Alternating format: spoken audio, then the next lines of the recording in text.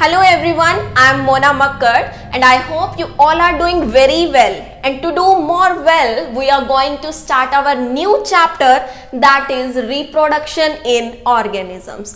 तो इस चैप्टर को पढ़ने से पहले हमें ये जान लेना जरूरी है कि हम इस चैप्टर को पढ़ क्यों रहे हैं, क्या एजेंडा है इस चैप्टर का। देखो, तो सबसे पहले इसका एक छोटा सा इंट्रोडक्शन हो जाए। तो हमें पता है कि हमारे नेचर के अंदर there are vast variety of organisms, बहुत सारे ऑर्गेनिजम्स यहाँ पे प्रेजेंट है।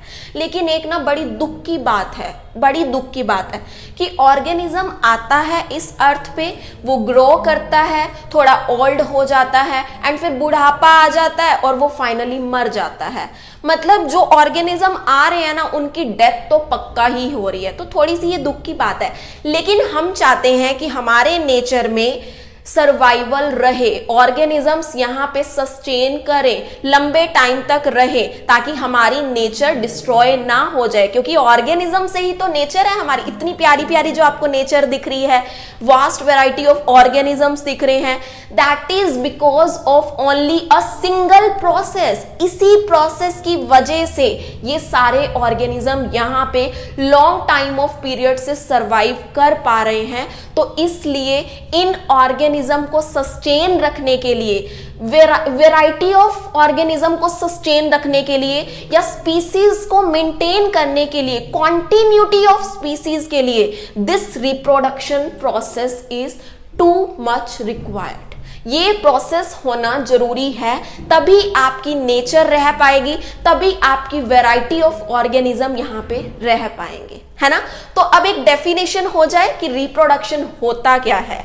So basically reproduction is a biological process. Why I am saying that this is a biological process? Because this is a living process. Living organism में हो रहा है, ठीक है। So this is a biological process in which the production of new organisms from the existing organisms take place। यहां पे ये वो प्रोसेस है जिसके अंदर न्यू ऑर्गेनिज्म बनते हैं, बट किससे बनते हैं? जो ऑलरेडी एग्जिस्ट कर रहे होते हैं, है ना। ये बड़ा इंपॉर्टेंट पॉइंट है। और तुम्हें पता है यहां पे जो न्यू ऑर्गेनिज्म बनते भी हैं वो सेम काइंड के बनते हैं जैसे प्रीवियस होते हैं, ठीक है। जैसे अगर मैं बात करूं, मतलब स्पीसीज यहां पे सेम ही रहती है। अब मैं बात करूं एलिफेंट के बेबी का, तो जो एलिफेंट का बेबी आएगा वो एलिफेंट जैसा ही होता है ना, वो हॉर्स जैसा या टाइगर जैसा ऐसा तो नहीं होगा ना। तो इट मींस ये on kind of species he produce करते हैं या अपने टाइप के ऑर्गेनिजम्स को ही प्रोड्यूस करते हैं। तो कभी ऐसा नहीं होगा कि एलिफेंट का बेबी ह्यूमंस जैसा होगा, नहीं, वो डिट्टो कॉपी किस जैसा होगा? एलिफेंट के जैसा ही होगा, जैसा पेरेंट है उसके जैसा ही होगा, है ना। I hope this is getting clear. So this was the definition of reproduction. Now we will discuss another term. First is the lifespan. देखो lifespan क्या होता है?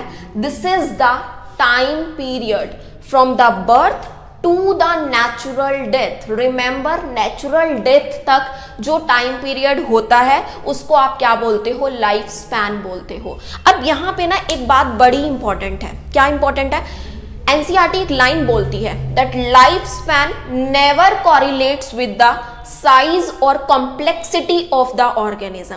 इसका मतलब क्या है कि लाइफ स्पैन ये नहीं, ऐसा नहीं है, हर ऑर्गेनिज्म का अपना लाइफ स्पैन तो अलग अलग होता ही है ना। लेकिन ऐसा नहीं है कि एक ऑर्गेनिज्म का अगर साइज भी बड़ा होगा तो उसका लाइफ स्पैन भी बड़ा होगा, नहीं, ऐसा कभी भी नहीं होता। अगर दो ऑर्गेनिज्म का सिमिलर साइज है तो उनके लाइफ स्पैन में लॉट ऑफ डिफरेंसेस हो सकते हैं। जैसे मैं अगर यहां पे बात करूं पैरेट और क्रो की, इन दोनों का साइज ऑलमोस्ट क्या होता है? बिल्कुल सिमिलर होता है, लेकिन इनके लाइफ स्पैन के अंदर तो बहुत डिफरेंस है।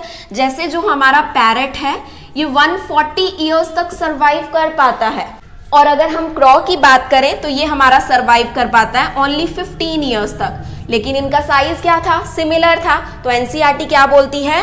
Life span does not correlate with size और कॉम्प्लेक्सिटी ऑफ ऑर्गेनिज्म, है ना। This is very important. यहां पे अगर मैं एक और एग्जांपल भी लू ना, तो मैंगो का एंड पीपल के ट्री का ले लेते हैं।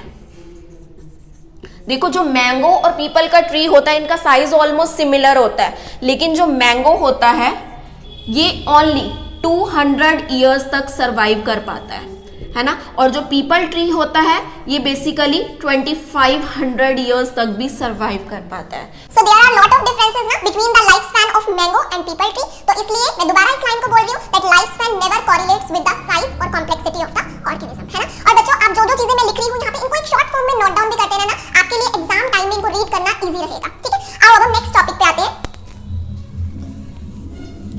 यहाँ पे अब डिफरेंट ऑर्गेनिजम्स की मैं आपको लाइफ स्पैन बता रही हूँ, तो उनकी बात करते हैं। Life span of different organisms.